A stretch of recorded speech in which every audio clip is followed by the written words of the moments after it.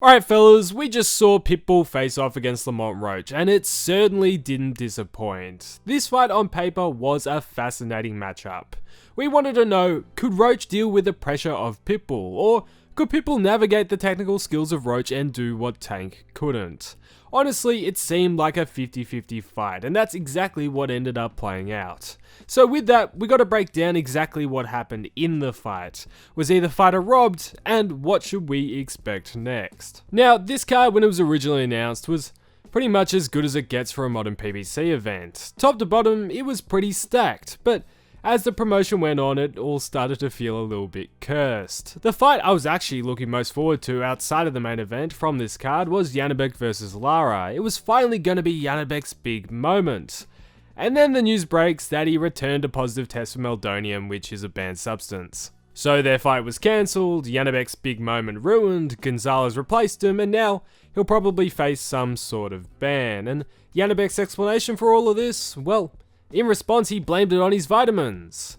And look, I don't know what multivitamin aisle these guys are shopping in, but in 2025, you'd think world champions could at least find supplements that don't trigger positive tests, right? But anyway, the next best fight on the card was Fulton Foster, in which Fulton was jumping up to 130 from 126 to challenge him for his belt. Surely, Fulton would make weight, right? No, he missed weight, but the fight was still set to go on, not for Foster's title, but now for the WBC 135 pound interim belt. Doesn't make much sense, but not much does in boxing. But still, with all this chaos, it didn't take away from the main event. For the winner, it would make a great case to line themselves up with a rematch against Tank Davis. Both had been chasing that fight, and after Tank was sent home from the Paul fight, the winner of this fight would likely be his next opponent. Although after this fight, the idea of a Tank rematch for either might be on hold. As the first bell went, Cruz, he came out pretty hot. He stormed forward from the opening bell and forced Roach onto the back foot. In round 3, he scored his first big moment of the fight. He dropped Roach with a left hook, and Roach's glove touched the canvas. This was the first time Roach had ever been dropped in his career. Through rounds 4 and 5, Cruz seemed in full control. He ripped hooks to the body, into the head, and he bullied Roach in the clinch.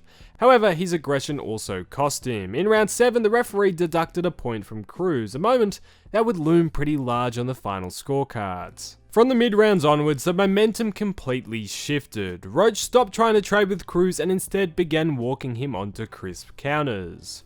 Roach at one point even started backing Cruz up, something few fighters have ever done successfully, and by round 9, Roach was controlling the distance, landing clean hooks and visibly frustrating Cruz, who began to slow down and neglect the body shots which had been so successful for him early on. The championship rounds delivered all the drama the crowd wanted. In round 11, Cruz finally found another big moment, catching Roach and forcing him to trade as the crowd erupted. But Roach answered and survived through the 12th, closing the fight strong while Cruz desperately hunted a knockout that never came. After 12 rounds of momentum swings, neither fighter did enough to separate themselves clearly, leading to a majority draw that left both fighters and the fans wanting just one more round. And since the fight, I've seen many people online say that either Roach or Pitbull was robbed. But honestly, I just agree that it was a draw. It was a close fight. Even if you had it for either fighter, this wasn't a robbery. It was just a close fight. And on that note, let me know who you thought won in the comments down below. Do you agree with me and thought it was a draw, or do you have it for Pitbull or Roach? Let me know. Just before we break down what's next, a quick note on the undercard. The main KO on the prelims was pretty good. Honestly, it was a good weekend for knockouts overall. This one definitely rivals Opetaia's for the best of the weekend, and both will probably be up there for KO of the year. The other thing I also wanted to point out was that Fulton Foster fight. If you didn't watch it, I would urge you to go and find a way to watch it. Foster put together a career best performance and put on a masterclass against Fulton, barely dropping around. It was a beautiful display of using range and timing superbly, and if you love technical boxing, go find a way to watch it. But on to the big question of what's next. Now, this draw has certainly put halt to a lot of plans for both fighters. You would have to assume that a rematch should be on the cards. Both fighters are signed to PBC, and after an entertaining 12 rounds, you would have to assume that both the fighters and the promotion would want to run it back. Although, if I had to pick a side which would be the most likely to duck the rematch, it would probably be the Pitbull side. When it comes to the rematch, I can see Roach making significant adjustments to his game plan which would enable him to be far more dominant.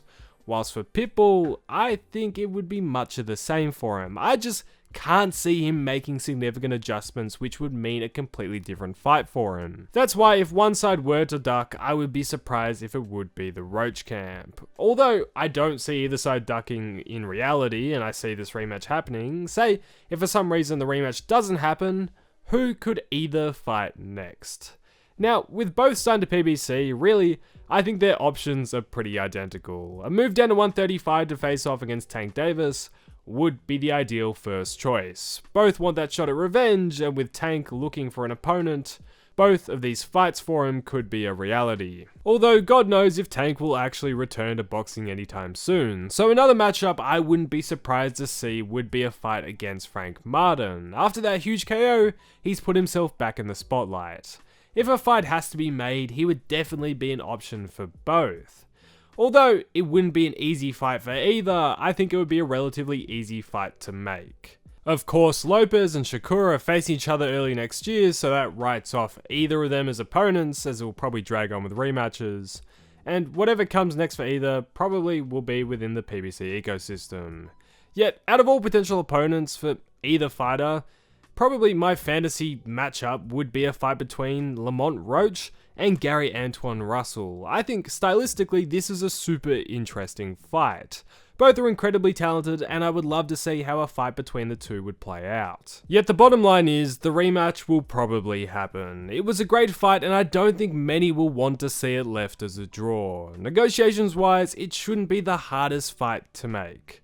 But overall, I just hope they come to some sort of agreement to run it back. Also, just as an additional point, if you've been around a while, I probably said it before, but I just think Brian Custer is simply the best boxing host currently out there. As a bloke who watches everything boxing, a lot of the broadcasts are lacking true unbiased professionals, and I'm always surprised Custer hasn't been signed to be a part of some of the big Saudi shows. The bloke's just really good at his job, and honestly I don't think people give him enough credit for it. But enough about that, I now want to hear what you think. What were your thoughts on the fight, what were your scorecards, and what do you see happening next?